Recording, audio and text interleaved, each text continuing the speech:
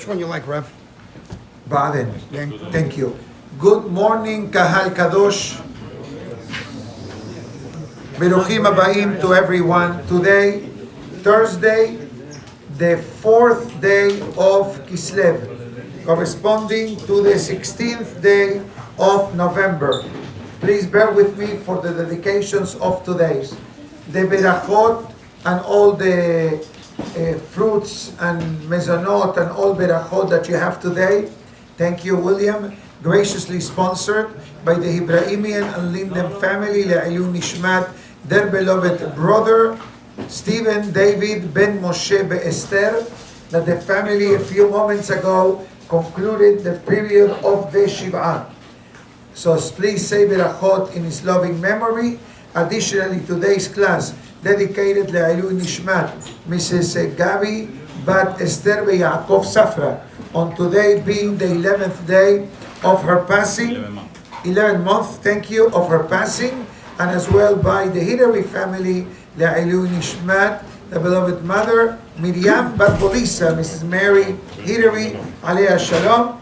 May it be the will of Hashem that all the neshamot have an aliyah in Gan Eden. Amen.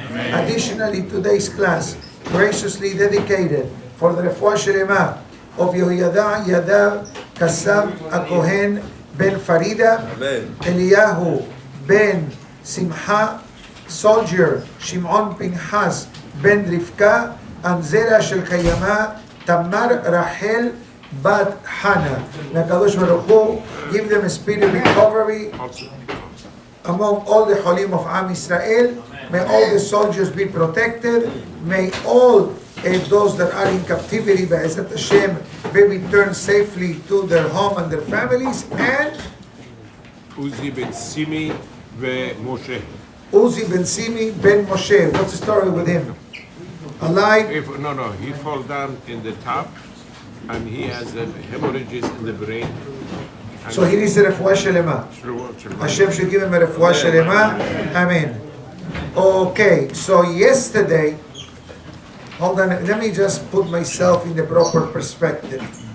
Yesterday, we started to discuss a very powerful Gemara related to the topic of marriage. And Baruch Hashem, we got good feedback, but I must tell you that I only gave you 60% of the class. The other 40% is coming now. You ready? I should switch the topic. Ready? Thank you. All right. Now the Gemara discusses how the husband should treat their wives, and how the husband, or how much the husband should love their wife. Good question, right? Obviously you say, Rabbi, what's the question? Okay, for the wonderful ladies, I hope that the ladies will be happy what the Gemara will say today, which I believe that everybody does a lot. But let's see what is the Gemara perspective of how we should try to work in our marriage. So the Gemara says, Tanu Rabbanan, our holy rabbis learned, Aohev et ishto kegufo, a man that loves his wife as he loves himself. That's not so easy. I'll tell you why. The pasuk writes, "Ve'avta l'reacha kamocha." Now, when we say this verse, what is the meaning of this pasuk? All of us think I must love my fellow Jew as I love myself, correct? Now, I'm not sure how easy it is to love someone else like we love ourselves. But you know what opened Haim Tovim? You know what opened up my eyes? That according to the Gemara, when the pasuk writes, Be'avta l'reacha, you know who is he referring to? The Gemara writes, your wife. Because if you don't love your wife, how can you love somebody else? Somebody may say, Rabbi, if you know my wife, you will never say such a thing. You like it? No, not my case. Has Baruch Hashem, I don't think that everybody will say, not my case, not my case. And we all agree to that. But as we discussed in the past, Kahal Kadosh, marriage, to a certain extent, it says in the books of Shalom Bayit, that the relationship between husband and wife can be explained like the relationship that a person has with a mirror. To many people, a mirror, it's an imperative piece of furniture that you must have at home. How many times your wife says, "I'd like to have a wall-length mirror in the walk-in closet"? It happens in your home? All the time. I think it happens in my home too. Yes. Okay, so every walk-in closet needs to have a mirror. For the one, a length, full length. Maybe for the men, we look at the upper part. But for the ladies, they want to look at the full. So you know what King Solomon says? That Kamaim apanim el apanim. It says, you want to understand the relationship between people? Look at the water. Water. If you look at the water, okay, the water becomes a mirror image. If you smile at the water will smile back at you. If you look at it with a long face, Tisha B'Av, you will get the same reciprocity. That's exactly what the Gemara says and what King Solomon says. If I smile at you, you're going to smile back. Correct? That's the nature of humanity, of humans. So it says the book Begana Shalom and others, that's exactly what we receive many times in our relationship between husband and wife. So the Gemara goes further and it says, one thing is love. What about respect? What about honoring the wife? The Gemara says, "Be'amechabeda yoter migufo." A husband honors the wife more than he honors himself. And the Gemara will explain, you know why? Because sensitivity in a wife, in a lady, not in the wife, in a lady is far greater than the sensitivity of men. Meaning to say, a man perhaps, and to the wonderful ladies in the audience, don't take wrong what I'm saying. But the Gemara discusses how cautious a person must be when he speaks to the wife. And we're not saying that we are perfect, because we are humans. But as we learned yesterday, part of the goal in marriage is that the person, and when I say the person, is a two-way street, the husband and the wife. What they need to do, they need to polish themselves. What does it mean, polishing themselves? How's a diamond? Like a diamond. And now, how do you polish a diamond? Professor, how do you do it? Diamond, polished diamond. Hazaku Baruch. A diamond, that was a freebie for you. Okay? A diamond polishes a diamond. That's marriage. It says Rabino Chaim Vital, and I said this yesterday, or maybe I said it after the class, but I'm going to say it just in case I said it after the recording stopped, that one of the main goals and purposes of marriage, besides being married and not being lonely, the way we learned yesterday, and bringing children to the world, Rabbeinu Chaim Vital says that the midot, the character traits of the person, can only be refined through marriage. Because when a person is single, correct, their giving and the essence and their personality is one way. But once the person gets married, I think that we all agree on this, what happens? Suddenly, it's no longer me, it's us, it's we. It's asking before you make a move. It's asking a question and needing to have the open mind to hear, like going to a restaurant. And I'm bringing this a simple example. Okay, you're going to go to a restaurant. Sometimes the wife says, you pick, which is fine. Or sometimes she'll say, I don't know, what mood are you, meat or dairy? For example, and I only bring a very basic example that could be a difference of opinion. Another case, the Gemara writes, the concept of the sensitivity that God created in the wife. And that sensitivity It's imperative in a relationship between husband and wife. Now, why God made the wife with sensitivity, I cannot answer you that question, but I will tell you the reason that the Gemara says. The Gemara says that ladies are sensitive, and because of their sensitivity, the way that the husband will speak to her can create a reaction on her emotions. That's the language of the Talmud. The language of the Talmud says, "Hevu zeirim b'chvod ha'isha, shemitoch shelima'ata mesuya ona'ata metsuya." I'm going to give you the full-length translation of this sentence. The Gemara says, be careful how you speak to your wife, that because of her sensitivity, meaning to say that the tears may come easy, her pain and anguish becomes rapidly activated. Okay? And thank you so much. Baruch, Ata Adonai Eloheinu Melech HaOlam, She'akol Nihiya Bidbaro. Amen. Ask Rashi an interesting question. Why does the Gemara must tell me that the way I honor my wife, it needs to be more than the way I honor myself? What does it mean? You cannot say to your wife, look at the suit I bought, and she asks you, how much did you pay for that suit? Let's bring an average middle of the road number, $400 to $500. You can buy suits for cheaper, by the way. But let's say the middle of the road, and you want to be a generous husband, right? And you say to your wife, go and buy something for yourself for the holiday.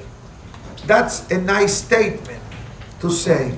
But imagine if you say to your wife, here, honey, take $200, go to Ross, go to Burlington, go to TJ Maxx, and buy yourself a couple of tops or a couple of skirts. You think that you are generous. You're not generous. She won't think so. The opposite, but listen what Rashi says. How about credit card you give? Oh, that's a different story. You give the credit card, go spend something nice for the holiday. I'm sure your wife will be very cautious and will not go overboard.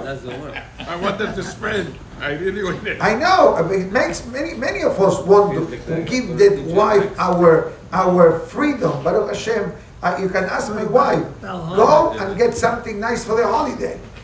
She found something that she likes at a good price. Hazaku Baruch. But definitely Rashi says, you know why the wife must also be presentable, etc. Deziluta deiteta kasha midegavra. Rashi says 4 words.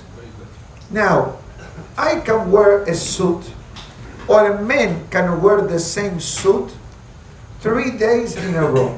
Let's be honest. Shirt you change, undergarments you change, tie. I was about to wear a different tie today, but I said to myself, hold on, maybe it looks like the one I wore yesterday.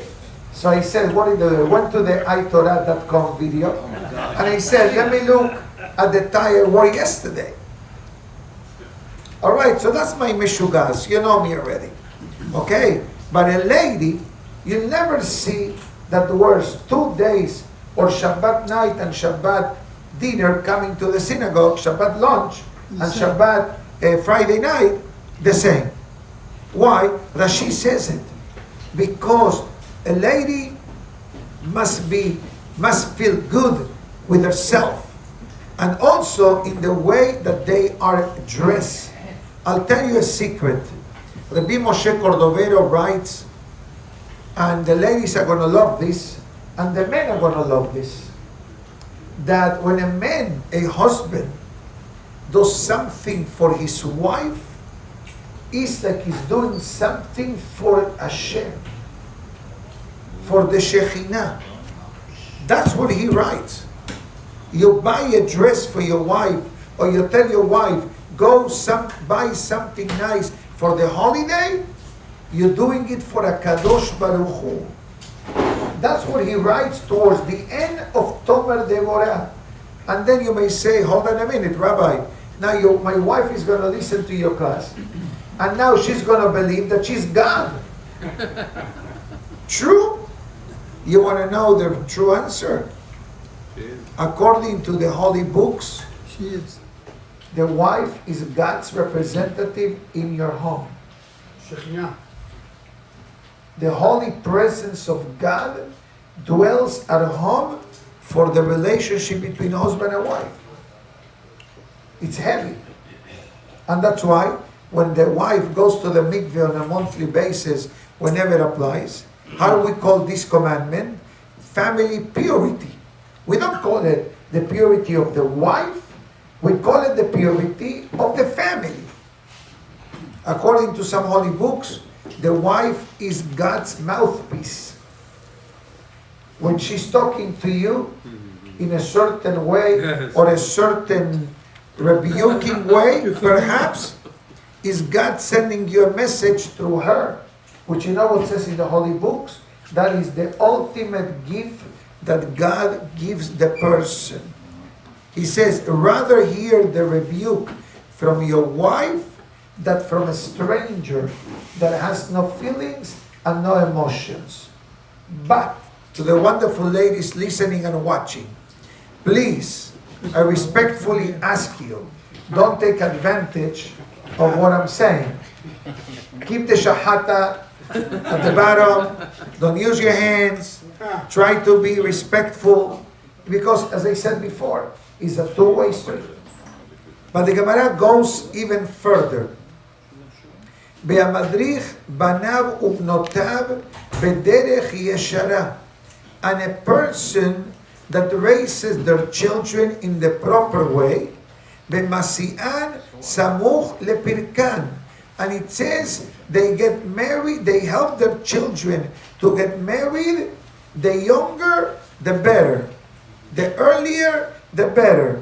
And here the Gemara doesn't give us a parameter of age. In the time of the Talmud, marriage was when people were much younger than what it is today. Today, you know, in very isolated cases, in some communities, they get married very young. But different communities, they wait a bit. But also we need to understand clearly that shidduchim are also from Shamayim. You know, and when the right time comes, and the right candidate will come, it will happen in no time. But definitely parents, that's what the Gemara says. It says, help your children to get married. And guess what?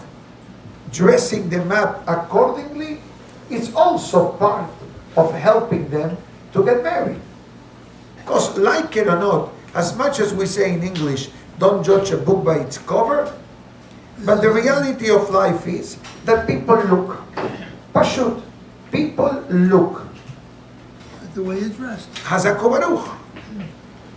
The way you dress, and when I say the way you dress, I'll be the first one who says, doesn't mean that every item that you wear must have a certain tag or a certain label, because then you're a high maintenance person, and high maintenance also comes with a sense of challenges and headaches. Okay? So the idea is to be clean, to be presentable, to be elegant, to whatever that word means, to make yourself your business card, so to speak. And it is true. As a father, I'm telling you that it is true. And by Zat Hashem, all the singles will find a good shidduch quickly. Amen. Amen. Allah Bakatu Omer. On these verses, on these matters that we discuss, I will explain this in a moment. Beyadata ki shalom ohalecha. The pasuk says clearly, you will see peace in your tent. Ufakadta navecha, and God will redeem your holy abode. Velo teheta, and you will not come to sin. What it means? So it says as follows: you want peace in your home? you must have love. Love. Love is a short word. And sometimes people use it very loosely. So it says, number one, because when there is peace in the relationship between husband and wife, and it says clearly, the love that we are talking about is not connected to the natural love or physical love that husband and wife have. It says, the Mefarshim here, you want to know how do we measure the love between husband and wife in the level of respect and honor that husband and wife have. Compromise. Compromising is a word that must exist in your vocabulary in marriage. As I said a few weeks ago, why the ring that we give the wife under the chuppah, it's round? Because it shows flexibility. If you don't have flexibility, it makes marriage very challenging. The chuppah, it's rectangular or square. You know why? Because the chuppah connects to our relationship to HaKadosh Baruch Hu. You understand? So when it comes to my relationship of God, there is one way. There is the halakha, the Shulchan Aruch, that's it. When it comes to marriage, flexibility, it's mandatory. Compromising, it's mandatory, for sure. And not only that, it says that when, as I said last night, I think at the Ereyat, I said last night, the Gemara in Sukkah, at the end of the Gemara in Sukkah, Abaye brings a very powerful statement. I'm not going to give you the full background, but Abaye says as follows, and I'm sure that we all know this, that children are the fruits of their parents. But in what sense? Not on the biological sense only, but it says that often reactions and behaviors and attitudes that children have, they saw it from their parents. Or is Abaye saying that friends don't influence? For sure that friends influence. For sure the environment influences. But the most essential influencers that must be on top of our children's life is ourselves. So when you, not you, Hazbe Shalom, but when husband and wife have a good relationship, or God forbid the opposite, remember that we are sending a message to our children. That's what, in a way, Abaye is saying in the Gemara in Sukkah. Check it out. Very black and white statement. So we got to think.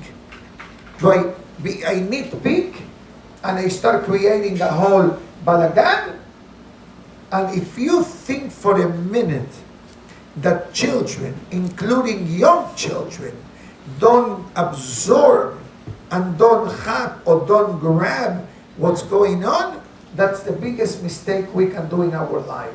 The Mishnah calls a child a sponge, right? Sfog.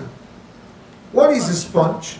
You put it in the tea, it's going to come dark. You put it in the milk, it's going to come white. You put it in grape juice, it's going to come purple. So whatever the child is exposed at home, we need to understand.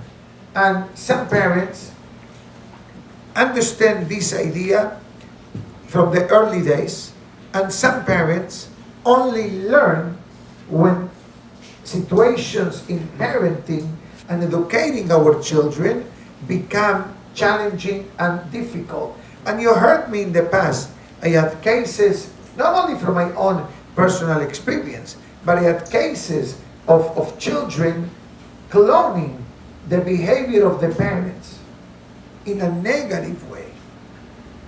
And the way that the children change, and I can tell you, Baruch Hashem, happy ending stories. that the children started to change when the parents started to change. It's never too late. But one thing is for sure, the younger we do it, The better. the better. The Gemara goes, almost done. Comes the Gemara and it says, Aohev et shechenav. You have a good relationship with your neighbor. And I'm not talking about State Farm. Shachen Tov. Shachen tov. It is true. You have a good relationship with your neighbor, it's good. Imagine yourself not having a good relationship with your neighbor. God forbid, every time you come in and out. So you have a good relationship. Ve'amekarev et kerovav. But also says, develop a good relationship with your family, with your relatives, because it influences. Ve'anose et bat achoto. And you're marrying your niece. Now, what difference does it make who you marry? So interesting, the Mefarshim gives here that Rashi brings it down and it says that somehow a brother has a good relationship with their sister. We have heard this in the past, right? Marry your sister's child. Why? Guaranteed you'll never divorce your wife. Why you never divorce your wife? Because your wife is your niece. And even, God forbid, you decide to divorce, you're still related to your sister biologically. So there is no way to escape the drama. But because of the extra love that a brother has to a sister, because sometimes brothers may have type of confrontation, etc. So it says that alone will give the husband a better level of love and respect, because he sees in his wife an extension of his sister. That's what the Gemara writes. Unbelievable, a deep concept.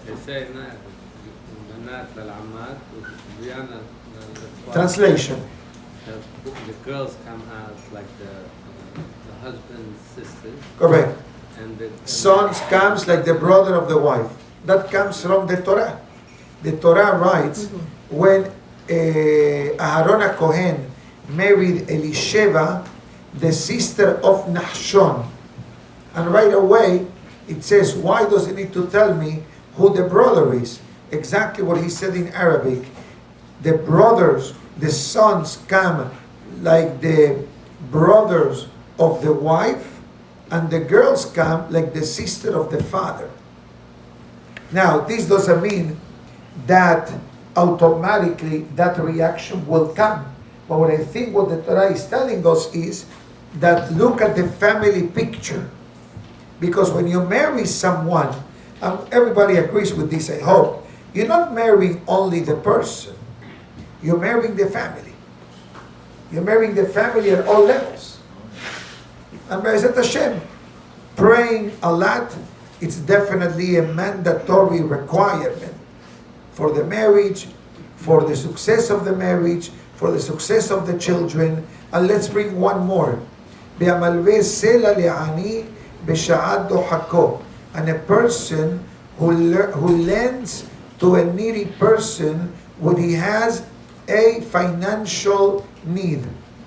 I spoke about this around Kippur. And in Kippur, we have two haftarot. The morning haftara, Solu Solu, from Yeshaya, and the haftarah of the afternoon, Maftiri Yonah. Both haftarot carried a tremendous amount of blessings and very powerful haftarot. Maftiri Yonah, Oh, heavy. 36,000. Okay, if you come to us, you may pay a drop less. Not much. We can take bits in advance. As of now, is already in 24,000 for next year. People start in advance. You're not. 4,000, very cheap. 24,000. 25 is good. Yeah, we can do a bit more. Inflation. But okay, I'm not selling anything. By the way, I have something special to offer you. Unbelievable. This came up last night. But let me take care of the Torah class first, then we'll move to the world of business. Don't worry about it. Something with a lot of blessing. استنى شوية. But I want to speak about the Aventura of Kippur in the morning. You need to know this. The Aventura of Kippur in the morning contains 24 blessings. Remember this. I'll remind you before Kippur. Haba alenu letova. Amen. Okay? So it says, Paros lara'ib lahmicha. Spread your bread to the one that is starving. Who is this starving person? A poor person. Kitire arom. When you see someone undressed, bechisito, you give him garments. Means again a needy person. And the pasuk writes, "Ubebesarecha lo tit'alem." Don't close your eyes from your flesh. Now, who is this flesh that the pasuk in Yeshaya is referring to? Besarecha means your own flesh. So we can give a few answers. Number one, your family circle. Your wife and your children, as I said in the past, are priority one. Non-negotiable. Then who comes? The next circle of relatives. Who comes right next to them? Your neighbors. Be a good neighbor. Because you live with your neighbors. Like it or not, you live with your neighbors. I'll tell you two personal stories that happened to me. Not to a stranger. Somebody is looking to rent or buy an apartment. And when they heard that I live in that same building and floor, they were very excited. Very excited. Ooh, we're living in the rabbi's floor. I say it's a catch-22. It's a catch-22. Good people. So I said it just out of a more on a loving and caring manner. Wonderful people. But many years back, the family couldn't stand living so close to the rabbi. In and out, good morning, good evening, good morning. I haven't seen you in shul for a few days. What's going on? True. True story, by the way. It's beautiful. You move to my building, we keep an eye on you. But you don't really need my supervision. I see you every day. Right? And there is no rabbinical premium fee. Okay? But it comes with dividends.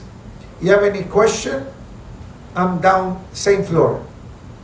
You have emergency, you need something? And that's what the Gemara says. Have a good relationship with your neighbors.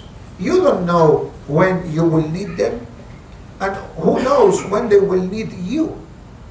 And sometimes could be quickly, I need a cup of flour, I'm missing a couple of eggs, or I need the chadame, something happened on Shabbat, or can you keep an eye on my child, I need to pick up the medicine, whatever. And I'm telling you cases that we all went through throughout life. I'm sure we all go through. And that's what the Gemara says.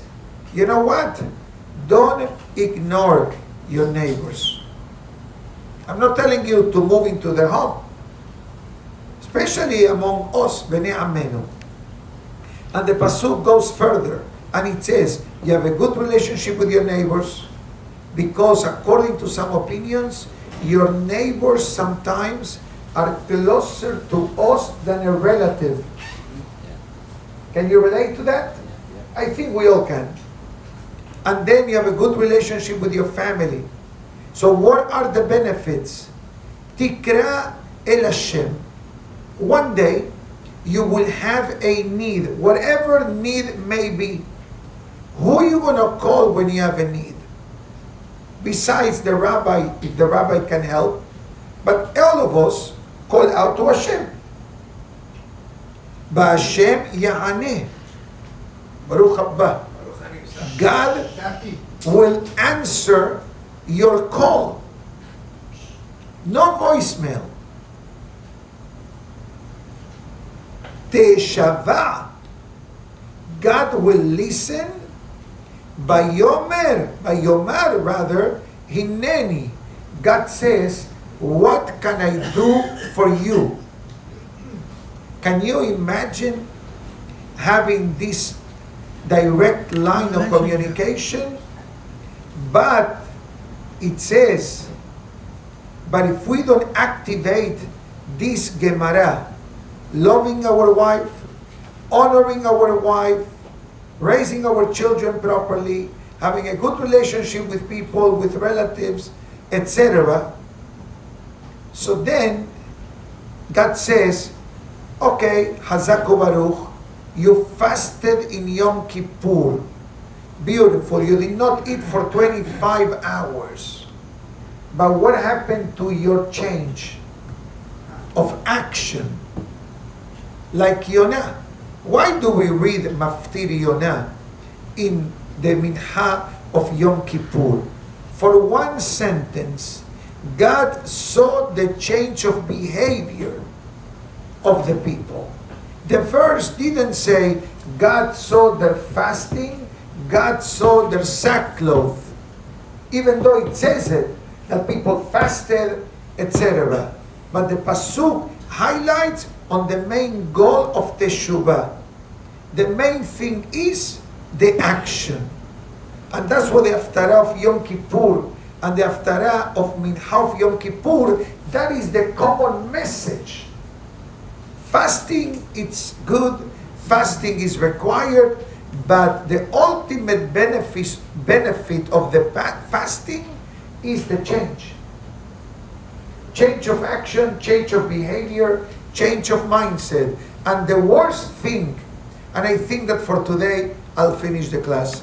The worst things that a person can do, I'll tell you a couple of unacceptable things. Number one, believing is too late. It's never too late. It's never too late. I got a chance. There is hope. Doesn't matter how old I are you. got a chance. Doesn't the Gemara bring so many stories about people and individuals who lived in ways that are beyond our understanding and even the possibility of telling you some of the sins that they committed. We are all tzaddikim compared to that case. And yet, that person did teshuvah. So, it's never too late. And believe in yourself that a change is possible. But, as the Gemara mentioned before, remember also to pray. To pray. Pray for Shalom Bayit. Pray for success in raising of the children. Pray that your children have good nasib, good wife, good husband based on the gender. Pray for your grandchildren. You know that the prayers that you do for your grandchildren today will determine who will they marry? That's what the Shalach Kadosh writes. The Shalach Kadosh, the famous prayer that he composed, it says, God, send my children good shidduchim, because when a parent prays, it goes both ways. Not only you're praying for your child. How old is your youngest child today? Okay, let me look, a young man. How old? 32. Your child. Not yet. Okay, so you're available. I'm no engaged. Masimanto, mabruk, b'sha'ah tova. If not, we can take care of you as well. Okay, beseder gamur. But let's say that somebody has a child, 10, 12, 13, 14 years old. Okay, or a grandchild. The Shalach Kadosh writes שתפילה הולכת לכאן ולכאן. You know what HaKadosh Baruch Hu does with our prayers? Takes our prayers that we pray for our children or grandchildren, God clones the prayer and sends that prayer to the neshama earmark to marry your child. Wow. That's what the Shalat Kadosh says. Check it out. Trust Is the tefillah that parents say for children, Erev Rosh Chodesh Sivan. I wish I have it in front of me. Is in the Magen Abraham Siduris after Alenu Leshabeach in the regular version of the Chok Israel also brings that tefillah.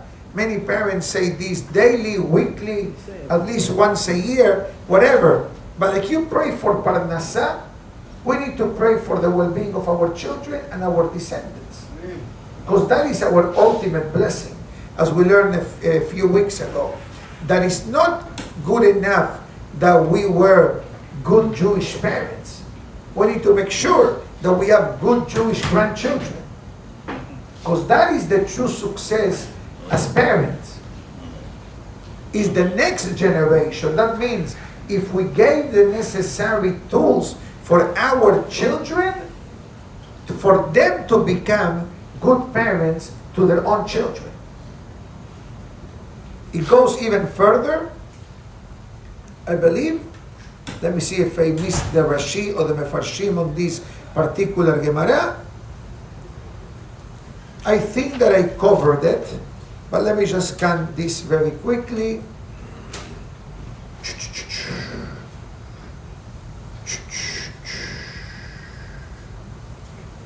I can say one more statement, and it says in the Sefer Seda La Derech, and it says that there was a time in history that people behave different than we behave today. Allow me to explain. Many generations back,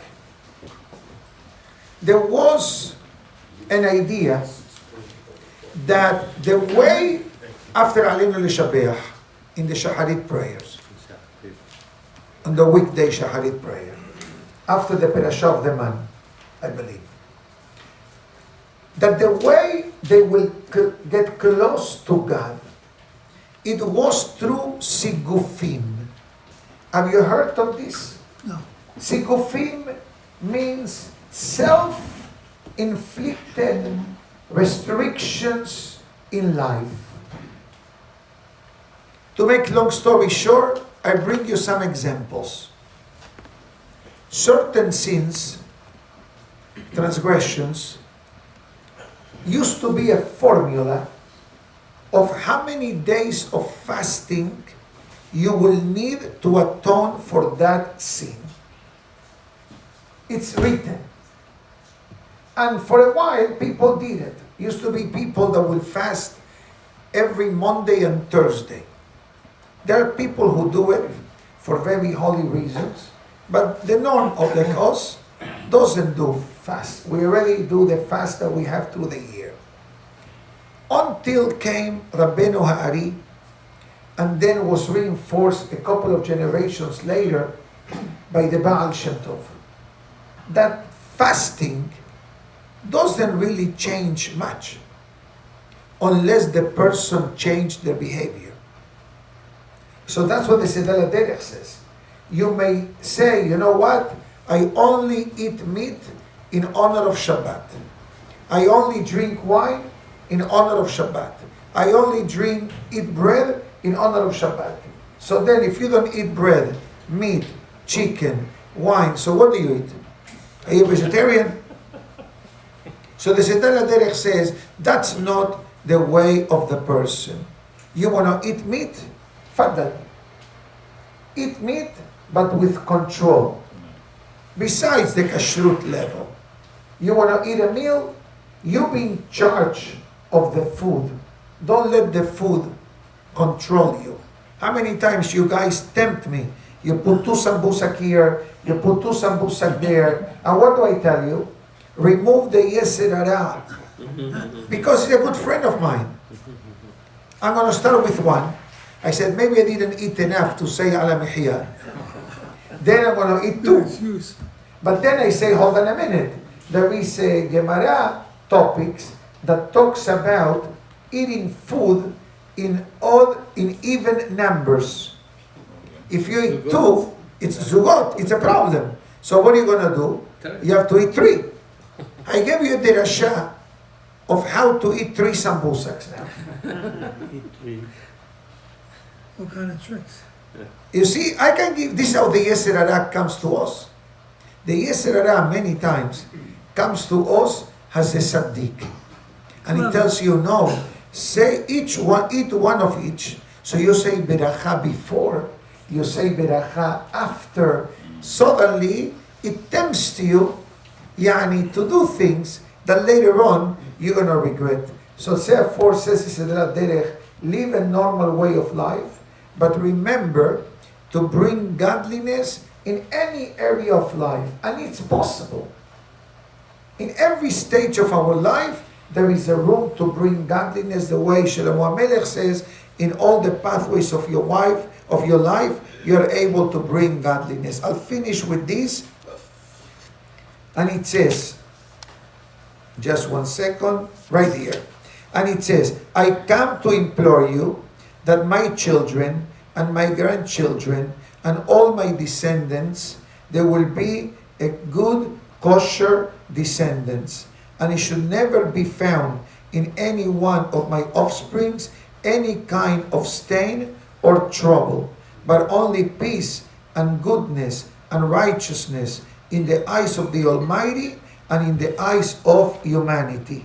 And it brings all kinds of blessings. And it says, give them whatever they need, give them strength, give them beauty, give them favor, give them grace, and help that my children among themselves have love, brotherhood, peace among them, and send them good shidduchim.